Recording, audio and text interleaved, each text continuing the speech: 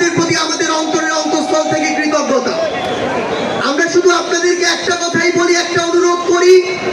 আমরা বিশ্বাস করি যদি ওই 5 আগস্টে খুনি হাসিনা জান নিয়ে পালিয়ে যাওয়ার পরে আমরা এই বাংলাদেশ নিয়ে যে স্বপ্নগুলো দেখেছিলাম সেগুলো আমরা বাস্তবায়ন করতে চাই, তাহলে আমাদের এই রাজনৈতিক দলগুলোকে ঐক্যবদ্ধভাবে কাজ করতে হবে।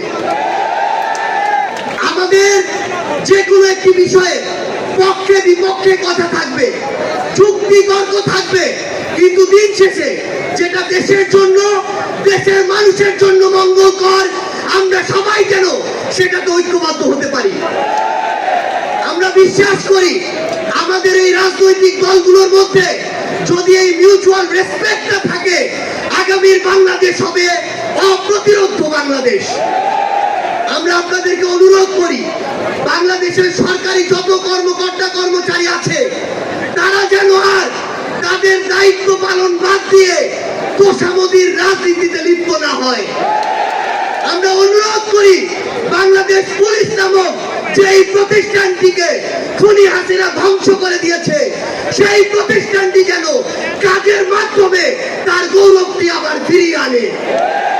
আমরা আপনাদেরকে অনুরোধ করি সরকারি সকল অফিস আদালত যত কিছু রয়েছে, সে পুলিশ হোক, বিচারক হোক, আমলা হোক, দয়া করে জনগণ থেকে হাত পেতে ওই ঘুষের টাকা নিবেন না। দয়া করে জনগণের জন্য, জনগণের সাথে সামান্য স্বার্থের জন্য এই অন্যায়গুলো করবেন না। আমরা আপনাদের সামনে অনুরোধ করতে চাই, এই রাষ্ট্রীয় প্রতিষ্ঠানগুলোকে খুনি হাসিনা নিজ হাতে ধ্বংস করে দিয়ে গিয়েছে।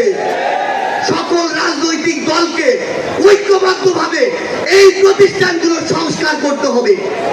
এই প্রতিষ্ঠানগুলোতে যেন সেই মানুষটি বসে যেই মানুষটি দেশ এবং মানুষের জন্য ভালো, সেই মানুষটি নয় যেই মানুষটি আমার মাইনেন।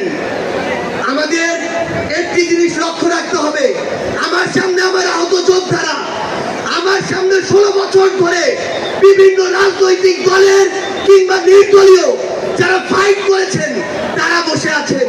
আমার সামনে আমার শহীদ পরিবার রয়েছে। এই প্রত্যেকটি গুম, খুন, বিচার বহির্ভূত হত্যা, এগুলোর বিচার যেন আমরা ঐক্যবদ্ধভাবে করি।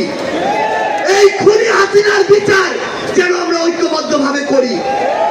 একটা জিনিস মনে রাখতে হবে, নিজেদের সামান্য স্বার্থের জন্য যেন কোনো অপরাধী ছাড় না পেয়ে যায়। কোন অপরাধীর জন্য সুপারিশ নিয়ে আমরা যেন থানায় না যাই। কোন অপরাধীর জন্য সুপারিশ নিয়ে আমরা যেন কোনো বিচারকের কাছে না যাই। এই নতুন বাংলাদেশে ধ্বজভঙ্গ এই শিক্ষার সিস্টেম গুলো, এই কারিকুলাম গুলো আমাদেরকে ঠিক করতে হবে। এই বাংলাদেশকে বাংলাদেশ পন্থী হিসেবে গড়ে তুলতে হবে। আমরা আপনাদের কাছে অনুরোধ করি, আগামীর যে বাংলাদেশ আমরা স্বপ্ন দেখি, সকল রাজনৈতিক দল যদি ছোট ছোট স্বার্থগুলোকে এক পাশে রেখে ঐক্যবদ্ধভাবে কাজ করি, তাহলে সেগুলো আমরা বাস্তবায়ন করতে পারবো।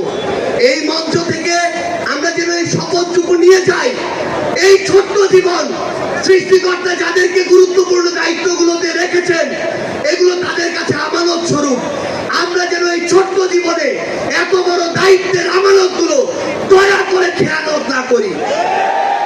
আমরা আপনাদের কাছে অনুরোধ করি, আমাদের রাজনৈতিক দলগুলোর মধ্যে কেন্দ্র থেকে ওই একদম গ্রাম পর্যন্ত, রুট পর্যন্ত যেন নিজেদের ভিতরে সুস্থ একটি প্রতিযোগিতা হয়।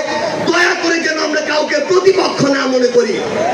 আমরা যদি যারা বড় রাজনৈতিক দল রয়েছি ছোটদেরকে ধীরে ধীরে সামনে এগিয়ে যেতে না দেই, তাহলে আমাদের মধ্যে ধীরে ধীরে এমন একটি মানসিকতা আসবে, যেই মানসিকতা হয়তো আমাদেরকে ধীরে ধীরে একটি স্বৈরাচারী আচরণের দিকে নিয়ে যেতে পারে। আমরা যেন সব সময়, আমি সহ আমরা সবাই খুনি হাসিনাকে দেখে যেন শিক্ষা নেই। আমরা আপনাদের কাছে অনুরোধ করি, আগামীর বাংলাদেশকে আমরা ঐক্যবদ্ধভাবে গড়ব। এবং একটা জিনিস শুধু মনে রাখবেন, দিন শেষে দেশ এবং মানুষের স্বার্থকে সবার আগে রেখে যদি আমরা এগিয়ে যেতে পারি, তাহলে আমাদের কাঙ্ক্ষিত বাংলাদেশ সম্ভব।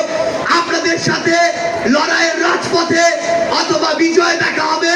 সব সময় বাংলাদেশের এই নতুন আজ যে পার্টি সেই পার্টির সাথে থাকবেন, সমর্থনে থাকবেন, দোয়ায় রাখবেন। আপনাদের সাথে আবারও দেখা হবে রাজপথের সংগ্রামে অথবা বিজয়ে। ধন্যবাদ সবাই।